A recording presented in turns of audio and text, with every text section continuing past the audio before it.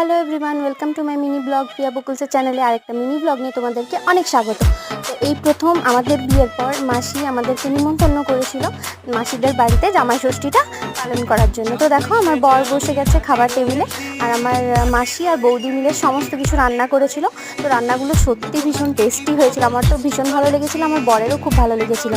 তো দেখো এখানে কী কী ছিল, ওই 5 রকমের ভাজা ছিল, আর ভাতের সেটটা দেখো কি মাস্ত বানিয়েছে বৌদি, পুরো মাছের আকার, আমার তো হেভি লেগেছে। আর যা ছিল হচ্ছে মাছের মাথা দিয়ে মুগের ডাল ছিল, আলু পোস্ত ছিল, পটলের সবজি ছিল, মাছের ঝোল ছিল, দই ছিল, মিষ্টি, পাঁপড়, ফল, আর স্প্রাইট ছিল, মাজা ছিল, আর হচ্ছে চাটনি ছিল, আর জল তো ম্যান্ডেটরি, ওটা তো দিতেই হবে। তো সব কিছু মিলিয়ে আমার তো হেভি লেগেছে, আমার বরেরও খুব ভালো লেগেছে। আর থ্যাঙ্কস টু বৌদি, মাসি, দাদা সবাইকে যে আমাদেরকে এত ভালো একটা দিন উপহার করার জন্য। ভিডিওটা ভালো লাগলে প্লিজ লাইক কমেন্ট করো। দেখা হচ্ছে পরের কোনো ভিডিওতে। এখন